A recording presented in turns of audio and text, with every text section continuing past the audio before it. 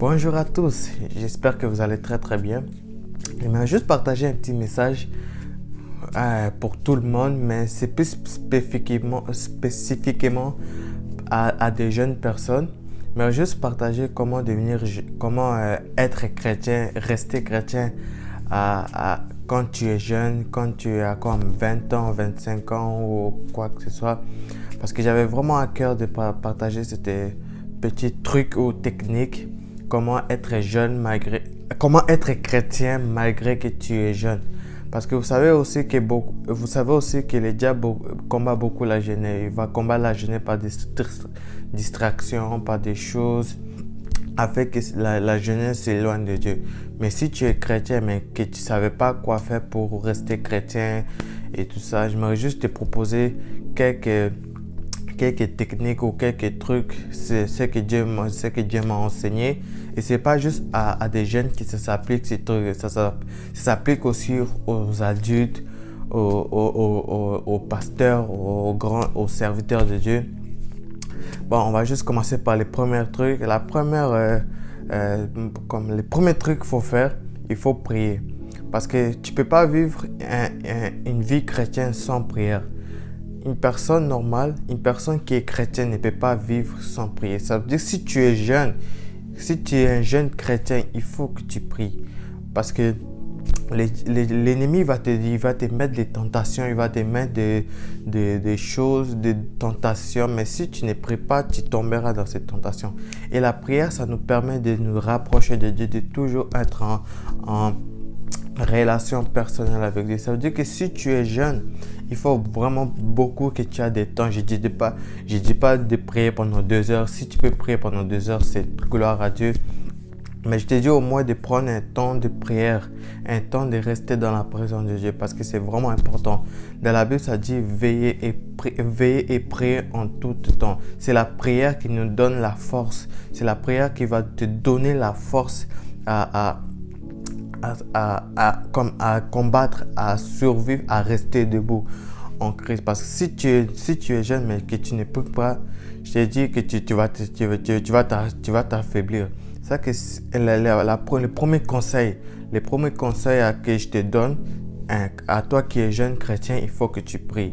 Il faut que tu prennes des temps de prière, des temps que tu restes dans la présence de Dieu. Parce que sans la prière c'est notre source. La prière, c'est notre énergie. Si nous ne prions pas, nous serons faibles. Malgré que nous allons évangéliser non, si nous ne prions pas, nous serons faibles.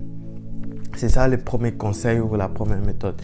La deuxième méthode, le deuxième conseil, c'est que tu dois lire la Bible. Dans la Bible, ça dit que l'homme ne vivra pas seulement du pain, mais vivra des paroles qui sortent de la bouche de Dieu. Si tu n'es pas la Bible, ça aussi, c'est vraiment très important chez un jeune chrétien. Il faut qu'il lit la Bible.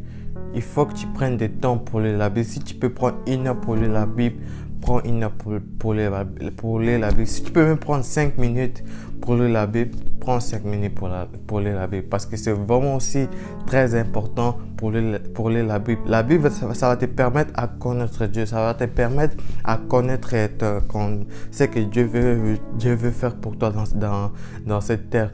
Ça va aussi t'aider à surmonter la tentation. Supposons que si tu es dans la tentation, tu vas te rappeler des versets bibliques. Imaginons, supposons qu'il y a une fille qui vient te draguer, une fille qui vient te demander de venir coucher avec toi. Tu vas te rappeler dans la Bible, ça dit vous serez saints car je suis saint. Mais si tu veux surmonter si tu veux surmonter la tentation, il faut que tu lis la Bible parce que c'est la Bible qui va t'aider. Mais c'est la Bible qui va te faire rappeler des versets de ce que Dieu a dit. Mais comment tu vas savoir ce que Dieu a dit, mais si tu ne lis pas la Bible? Si tu es un jeune chrétien, je t'encourage fortement à lire la parole de Dieu. Et aussi, la parole de Dieu, c'est aussi lire la Bible, mais aussi écouter des prédications. Et écouter des enseignements sur les enseignements que Dieu va te pousser à regarder. Il faut aussi beaucoup regarder des enseignements des serviteurs que Dieu va te pousser pour aller voir. Il faut aussi Vraiment, il faut juste que tu sois comblé de la parole de Dieu, toi qui es jeune. Parce qu'un jeune a besoin de mûrir. Et pour nous faire mûrir, il faut que nous lisons la Bible. Parce que dans la Bible, ça dit tout à propos de qui est Dieu, de tout ça. C'est vraiment important. Si tu es jeune, il faut que tu lis la Bible parce que c'est très, très, très, très important. Et aussi, le troisième conseil, fuis. Aie pas de mauvaises compagnies. Dans la Bible, ça dit que les mauvaises compagnies corrompent des bonnes mœurs. Si toi, tu es jeune, avant que tu te convertissais, tu avais des amis païens, tu avais des amis qui fumaient, tu avais des amis qui allaient en boîte de nuit et tout ça. Mais si tu viens de te convertir, il faut que tu laisses ces amis. Je ne dis pas que tu ne peux pas leur parler et je ne dis pas que tu ne peux pas parler à une personne. Tu ne peux pas aller voir des gens pour leur parler, mais il ne faut pas que tu sois ami avec des gens qui ne sont pas chrétiens. Parce que dans la Bible, ça dit aussi celui qui fréquente les sages devient sage, mais celui qui fréquente les insensés s'en trouve mal. Si tu fréquentes des mauvais amis, même si tu pries, ces amis, ils vont t'influencer. Ils vont vraiment t'influencer parce qu'un jeune est influable. Un jeune veut être regroupé. Un jeune personne veut être comme avoir un groupe, mais il ne faut pas avoir des mauvais groupes d'amis. Tu peux leur parler, tu peux avoir des collègues à l'école ou au travail que tu leur parles, tu les dis, mais il ne faut pas qu'ils t'influencent, il ne faut pas qu'ils soient tes amis. Il faut aussi que tu sois un modèle devant eux. Dans la Bible, ça dit que personne ne méprise ta jeunesse, mais sois un modèle. Il faut que tu sois un modèle pour d'autres jeunes, d'autres personnes que tu vas fréquenter, d'autres personnes que tu vas parler, d'autres personnes que tu vas aider. Il faut que tu sois un modèle pour eux, mais il faut que ces gens ne t'influencent pas. Il faut que ces gens ne t'influencent pas. Et aussi, je te conseille aussi d'avoir des bons amis.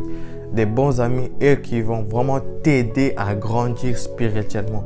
Il faut aussi avoir un père spirituel. Un père spirituel, c'est une personne que Dieu va utiliser pour te faire grandir, pour te faire croître, pour que Dieu te... Un père spirituel, c'est vraiment très important c'est vraiment très important dans un vie chrétien. Et aussi pour la jeunesse et pour un jeune chrétien, c'est vraiment très important d'avoir un père spirituel. Et aussi la quatrième chose, c'est la dernière chose que j'aimerais te conseiller, c'est la grâce. C'est la grâce de Dieu de rester tout le temps, de rester chrétien à l'âge des jeunes. Vous savez, moi, c'est l'exemple de moi, j'ai que 17 ans, je me suis converti à l'âge de 15, j'ai que 17 ans. Mais comme c'est la grâce de Dieu si je suis encore là. Ce n'est pas par ma force, ce n'est même pas à cause que j'ai prié, ce n'est même pas à cause que j'ai jeûne, ce n'est même pas à cause que je vais à l'église, ce n'est même pas à cause que j'ai un père spirituel, mais c'est par la grâce. Tous les conseils que je t'ai donnés, c'est la grâce de Dieu. C'est la grâce de Dieu. Tous ces conseils, c'est par la grâce du Saint-Esprit. Dans la Bible, ça dit que ce n'est ni par la force, ni par la puissance, mais c'est par son esprit. Si je suis encore chrétien à mon jeune âge, ce n'est pas par moi, c'est le Saint-Esprit. Et c'est aussi la quatrième conseil, c'est la grâce de Dieu qui te permettra d'être chrétien. À chaque fois que tu pries, il faut que tu demandes au Saint-Esprit comme de te donner la grâce de rester encore chrétien. Il faut que tu demandes au Saint-Esprit de te conduire, de te remplir. Parce que tout ça, tous les conseils que je t'ai donnés, sans la grâce de Dieu, tu ne seras rien. Un jeune chrétien sans Jésus-Christ, sans la grâce de Dieu, il ne sera rien. Ce n'est pas juste un jeune chrétien, aussi les chrétiens qui se sont fait 10 ans, 25 ans ou autre chose. Mais si tu es jeune chrétien, je te conseille vraiment d'appliquer ces 4 conseils. La prière, la parole, fuir les mauvaises compagnies et la grâce de Dieu. Parce que sans la grâce de Dieu, nous ne sommes rien du tout, nous ne pouvons rien faire. C'est juste ce message que j'aimerais partager à tous les jeunes qui regardent cette vidéo. Parce que vous savez aussi que le diable aussi combat la jeunesse. Il veut détruire la vie des jeunesses. Mais j'aimerais conseiller à la jeunesse en Christ de se lever en prière. Parce que nous sommes la génération future. Il ne faut pas que nous soyons dans la distraction. Oui, tu peux jouer aux jeux vidéo, ce que tu veux, mais il faut vraiment que tu sois concentré. Il faut que vraiment tu sois en Christ. Parce que si tu t'éloignes de Christ, nous serons perdus. Je ne parle pas juste à vous, mais aussi je me parle aussi à moi. C'est juste un message que je voulais vous partager. Passez une bonne journée. Que Dieu vous bénisse abondamment.